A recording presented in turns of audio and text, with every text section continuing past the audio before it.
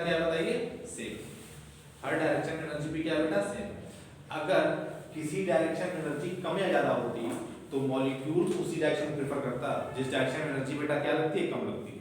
भाई जिस काम को कर, दो ऑप्शन आपके पास है, रिजल्ट अगर आपको सेम मिलना है तो आप वो काम चूज करें जिसमें एनर्जी आपकी कम लगे, बात समझिएगा। तो मॉलिक्यूल के साथ भी यही है, जिस डायरेक्शन में उसको एनर्जी कम मिलती उसी डायरेक्शन में मॉलिक्यूल की जाने की प्रोबेबिलिटी ज्यादा होती है ना। पर आप ये कह रहे हैं क्योंकि कोई रिस्ट्रिक्शन नहीं है, आपको देखने पे लग रहा है कोई रिस्ट्रिक्शन नहीं है, मॉलिक्यूल हमारा एक्स में जा सकता है, वाई में भी और जेड में भी। तो अगर मॉलिक्यूल तीनों डायरेक्शन में जाने के लिए एलिजिबल है, मतलब तीनों डायरेक्शन में मॉलिक्यूल की जाने की प्रोबेबिलिटी क्या है, सेम है, तो इसका यही मतलब हुआ कि हर डायरेक्शन में मॉलिक्यूल की एनर्जी भी बेटा क्या है, सेम। बात समझ आ रहा है ना, चलिए ठीक है, ठीक है। Then by equation 1,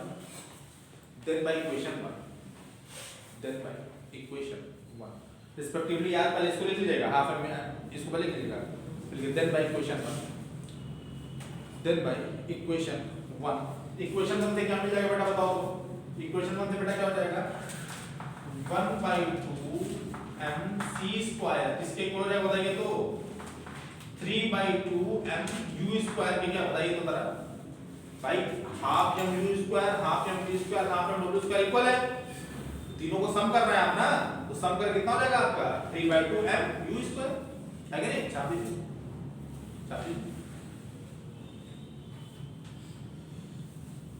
बात समझ आ रही है, 3/2 mu², छाप जल्दी छाप।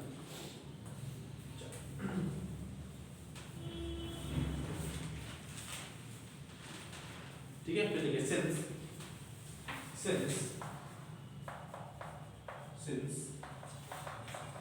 1/2 mc² is equal to 3/2 kT, since 1/2 mc² is equal to 3/2 kT, 3/2 kT is equal to average kinetic energy of each molecule, average kinetic energy of each molecule, average kinetic energy of each molecule। ठीक है भाई, right सी बात है, half mc² क्या है, kinetic energy है molecule की, और वो किसके इक्वल होती है बेटा, 3/2 kT के इक्वल होती कि नहीं होती है, ठीक। अब दोनों का देखिए लेफ्ट हैंड साइड क्या है बेटा, सेम है, तो राइट हैंड साइड को इक्वेट कर दीजिए, तो क्या मिलेगा बताइए आपको, दिस इंप्लाइज दैट 3/2 mu² किसके इक्वल आ जाएगा बताइए, 3/2 kT के, और यहां से 3 को जब आप कैंसिल कर देंगे तो हाफ mu² इसके इक्वल आ गया बेटा बताओ 1/2 kT के, और हाफ mu² क्या है बेटा बताओ तो, x डायरेक्शन में मॉलिक्यूल की काइनेटिक एनर्जी थी, और वही किसके इक्वल निकाल दिया आपने, हाफ kT के, है ना।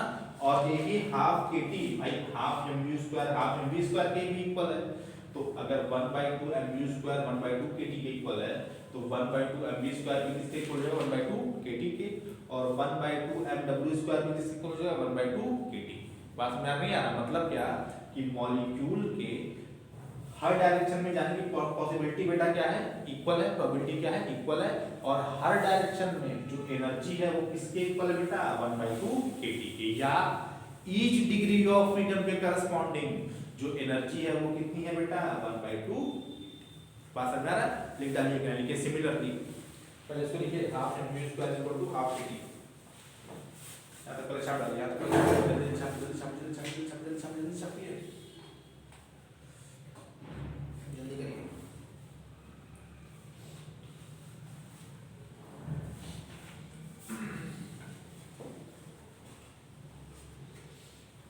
ठीक है, लिखिए सिमिलरली इसको डब्बे में कर दीजिए, देखिए सिमिलरली मिटा देते हैं इसको, सिमिलरली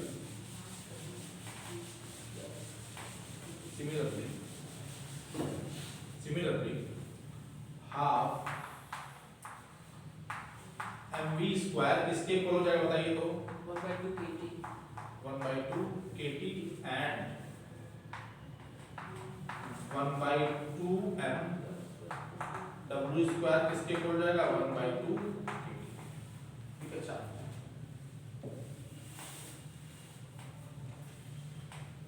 देखिए 10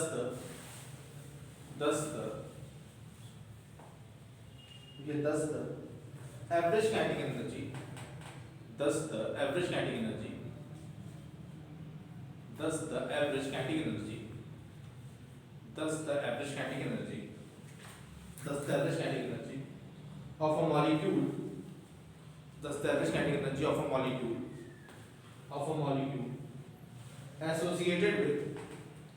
associated with each degree of freedom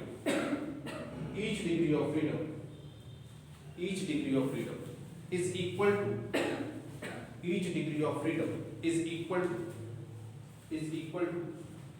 1/2 kT is equal to 1/2 kT is equal to 1/2 ठीक है। thus we see that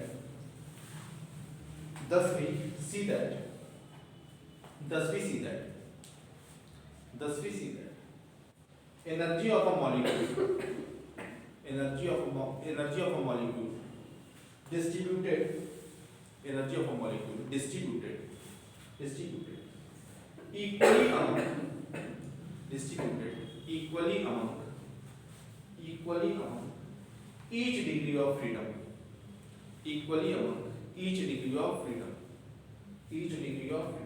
ठीक है। पैराग्राफ चेंज कर लीजिए which proves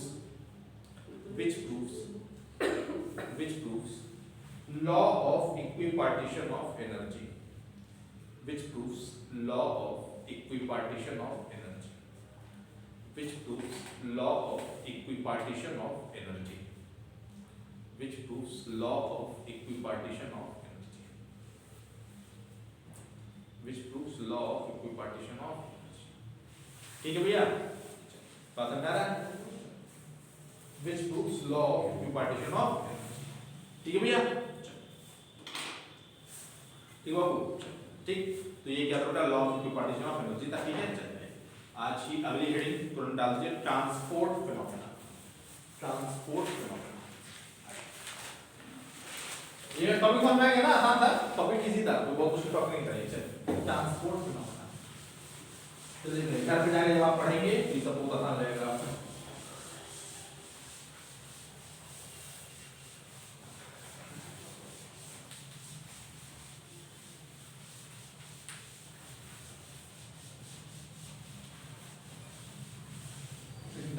transport phenomena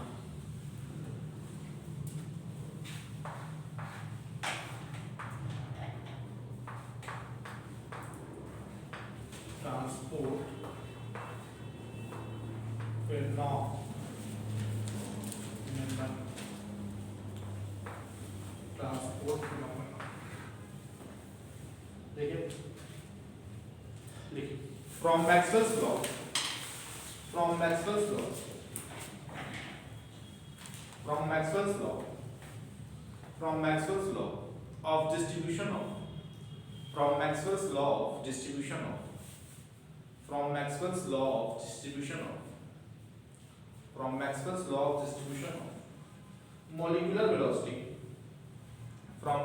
law of distribution of molecular velocity we have देखिए total critical topic है ये पहले दिखा देते फिर समझा देते। देखिए we have the number of those molecules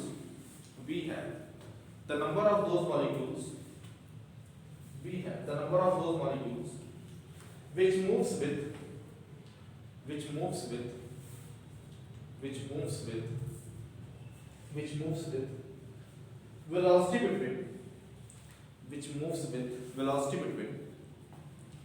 moves with velocity between c and c plus dc जैसे आपने लिखा था c and c plus dc is given by क्या हो जाएगा बेटा बताओ तो क्या हो जाएगा dn is equal to किसके इक्वल हो जाएगा बेटा बताओ तो an ठीक है upon an m upon 2 pi kt का whole power 3/2 4 pi c square e to the power minus mc square by 2 kt, ठीक है, dc। इक्वेशन कितना बना देंगे, इक्वेशन नंबर where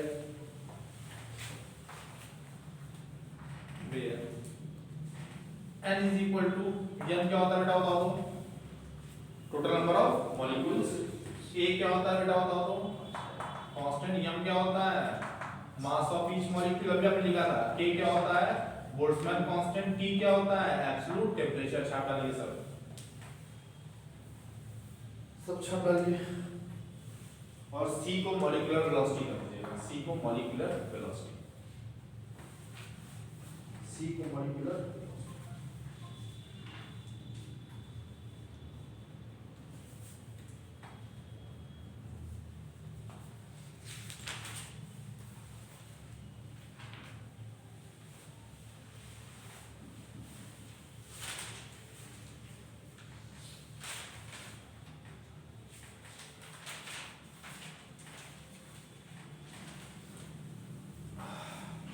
ठीक है बेटा, फिर के बारे में कर लीजिए। if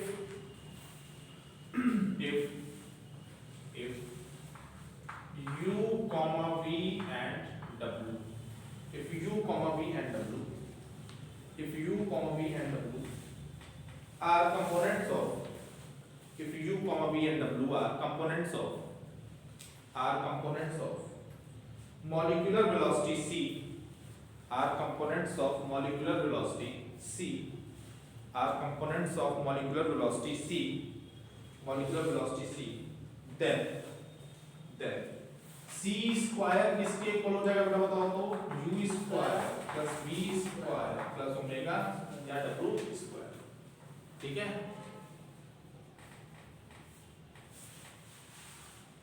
ठीक है, फिर लिखिए this implies that 4 pi c square dc इसके इक्वल हो जाएगा du प्लस dv dw के। Chart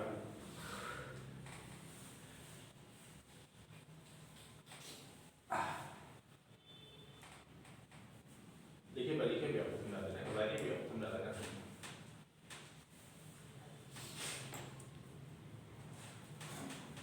4 pi c square dc equal to du dw du dv dw। ठीक है, चलिए फिर लिखिए। then by equation 1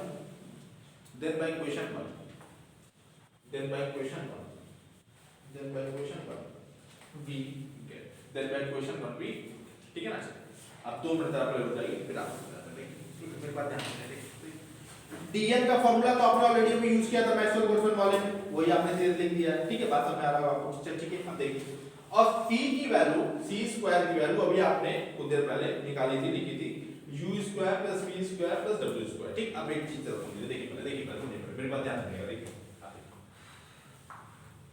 c से c प्लस dc, c से c प्लस dc रेंज है आपका। ठीक है ना, मान लीजिए कोई स्फीयर है, और तो इस स्फीयर का, ये जो स्फीयर है, मान लीजिए इसका रेडियस बेटा कितना बताओ, c है, तो इसकी थिकनेस कितनी है बेटा बताओ, dc है। थिकनेस कितनी है बेटा बताओ, dc है।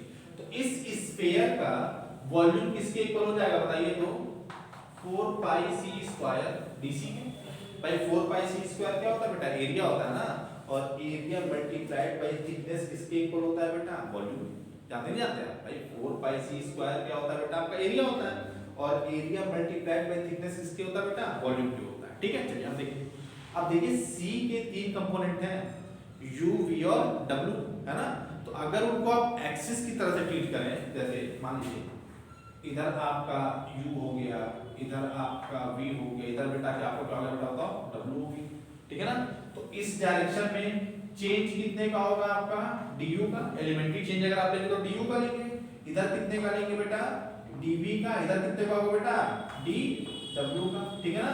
तो अगर आप एलिमेंट्री चेंजेस को कंसीडर करते हुए एक वॉल्यूम सपोज करें, तो उस वॉल्यूम का एरिया, उस वॉल्यूम उस सरफेस का वॉल्यूम किसके इक्वल हो जाएगा बेटा बताओ तो, du dv dw। ये बात आपको समझ में नहीं है? जैसे मान लीजिए कि x y z एक्सिस है आपका, उसमें अगर आपका वॉल्यूम एलिमेंट अगर आप निकालते हैं तो वॉल्यूम एलिमेंट आप कितना निकालते हैं, टाउ इज इक्वल टू कितना होता है बेटा आपका dx dy dz के ना, ये तो वॉल्यूम एलिमेंट आपका होता है, आपने किया होगा मैथ्स में, वॉल्यूम एलिमेंट आपने dx dy dz निकाला होगा। वही चीज देखिए यहां पर आपने लिखा है x y z एक्सिस के कॉरेस्पॉन्डिंग वॉल्यूम वेलोसिटी कितनी है, u v और w।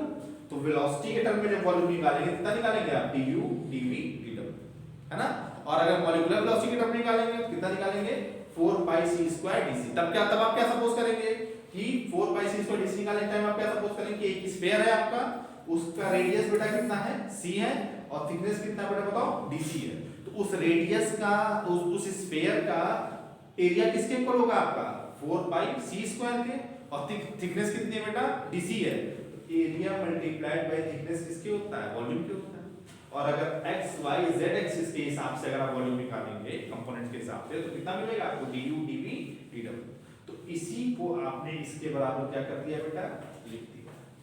बात समझ आ रहा ना।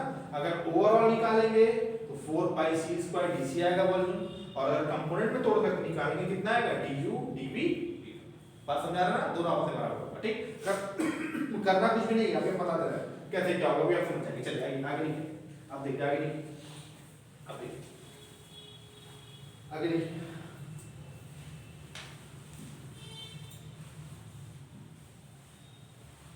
ठीक है। अब देखिए आगे बेटा, करना कुछ भी नहीं, अब याद करते हैं। ठीक है, देन मैं इक्वेशन 1 भी देखते हैं। इक्वेशन 1 देखिए, यहाँ पे क्या बताओ, इक्वेशन 1 से बेटा हमें मिलेगा dn is equal to a m m upon 2 pi kt। ठीक है, अब देखिए समझिएगा मेरी बात यहाँ पे, e to the power minus mc square by 2 kt है ना, तो c स्क्वायर की जगह पे बेटा कितना हो जाएगा हमारा, बताओ तो कितना हो जाएगा बेटा बताओ, हमारा हो जाएगा u square plus v square plus w square, ये ना होगा। और 4 pi c स्क्वायर dc के यहाँ पे कितना हो जाएगा बेटा बताओ तो, du dv। बस आप इसको इक्वेशन नंबर 2 बना दीजिए चुपचाप, ये dv है, इसको इक्वेशन नंबर 2 बना दीजिए। ठीक, अब इस बार कुछ सोचना नहीं है आपको, अभी सब चीजें हो जाएंगी अपने आप।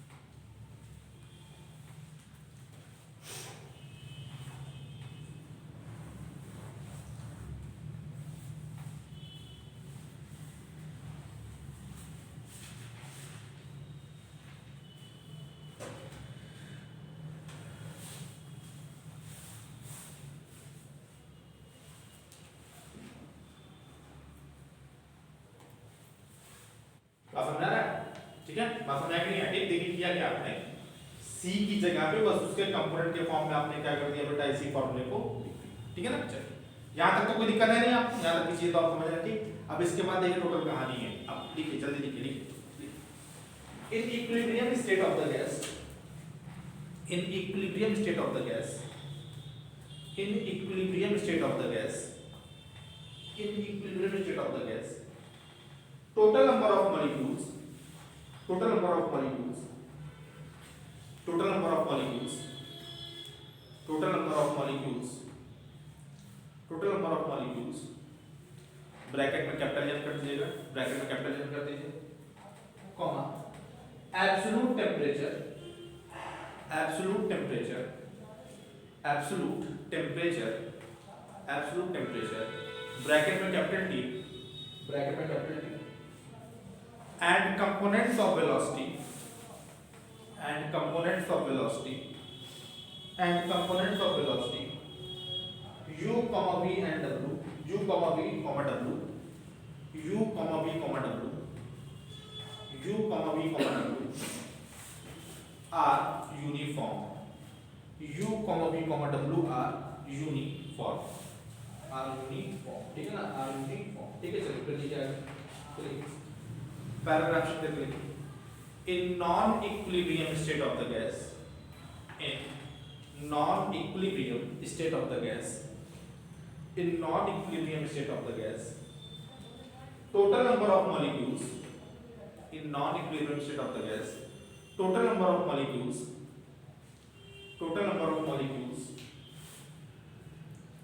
in bracket capital N,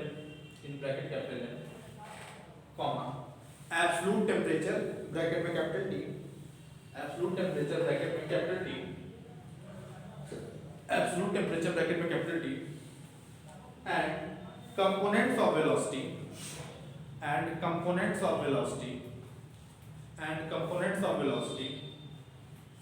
U, V, W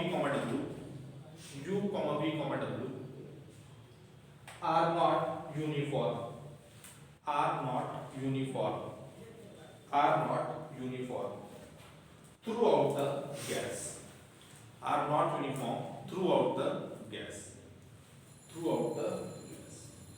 and gives rise to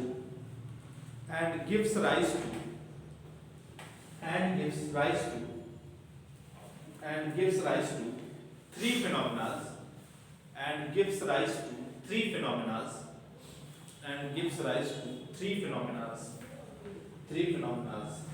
as given below.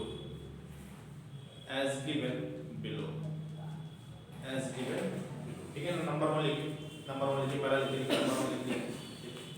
If total number of molecules, number one, if total number of molecules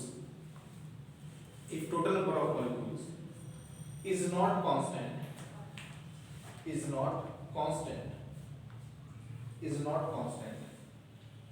throughout the gas, if total number of molecules is not constant throughout the gas,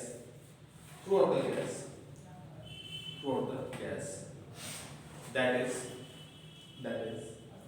at same place, at some place, large number of molecules lies at some place, large number of molecules lies at some place, large number of molecules lies, whereas at some place,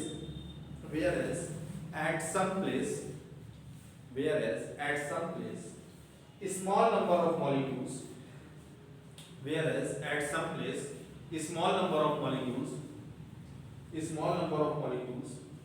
lies.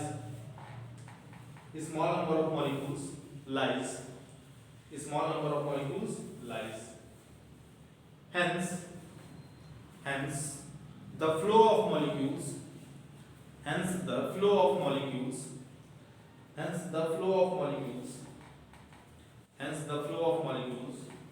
from higher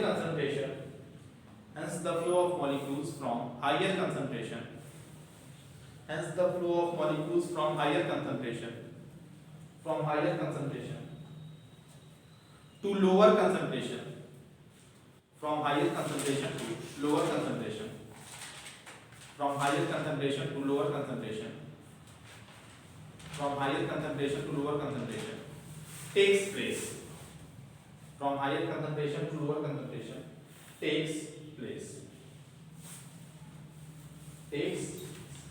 full stop. In this process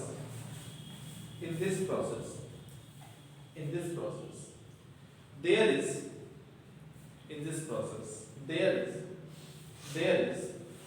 transport of mass. In this process there is transport of mass and gives rise to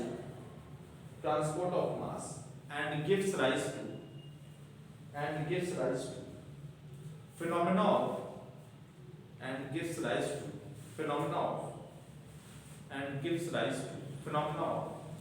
diffusion,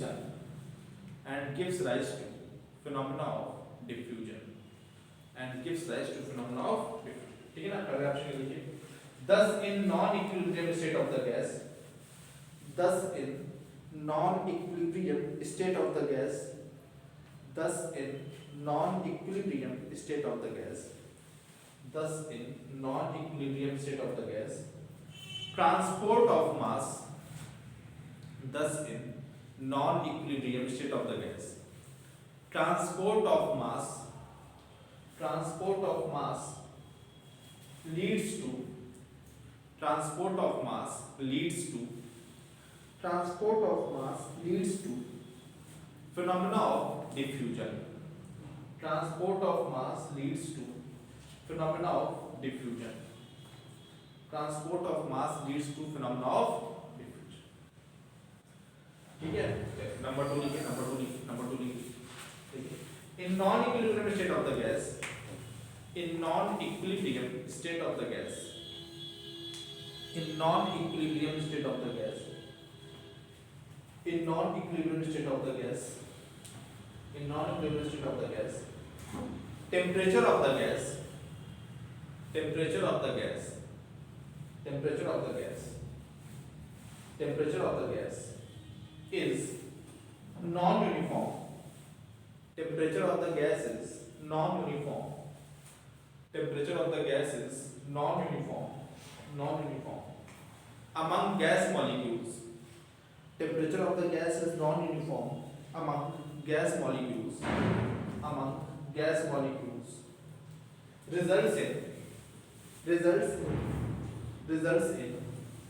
transport of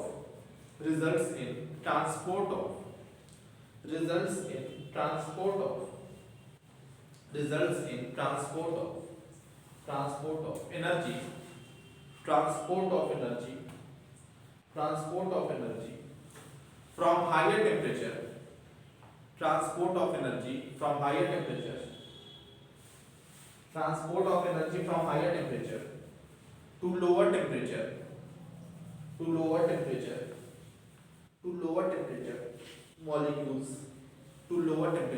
molecules, and gives rise to phenomena of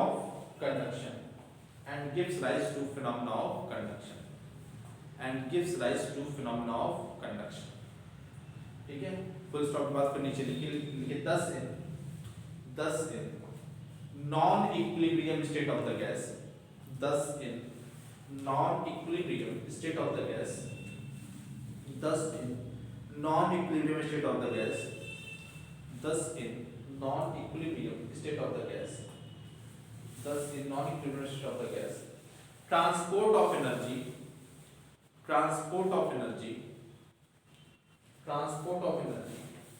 takes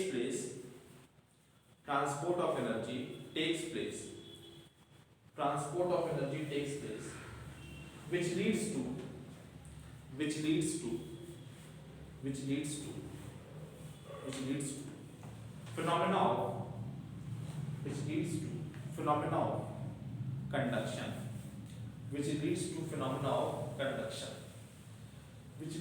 phenomena of conduction, ठीक है ना। Number 3 in non-equilibrium state of the gas,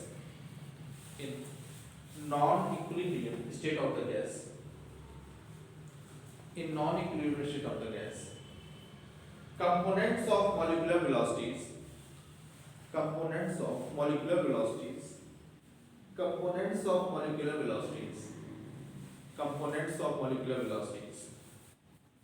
u, v and w, components of molecular velocities u, v and w are not uniform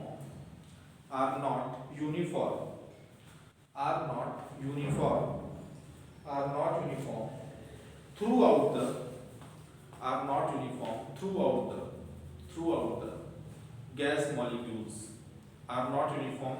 the gas molecules, such that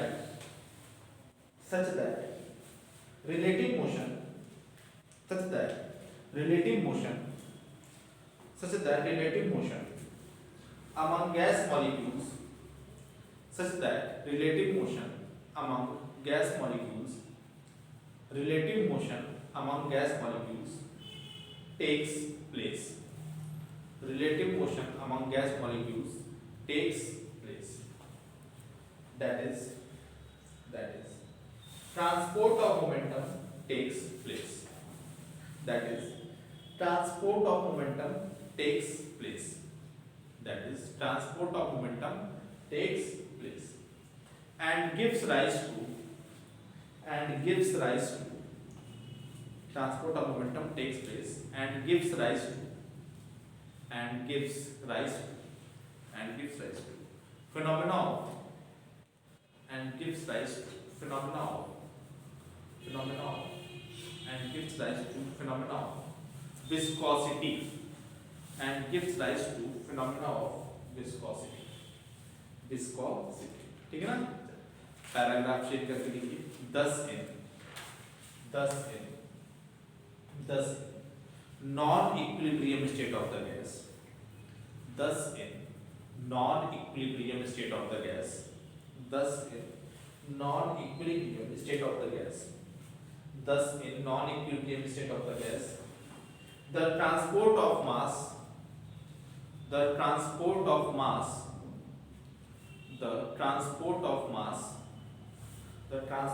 mass comma energy the transport of mass comma energy and momentum transport of mass comma energy and momentum leads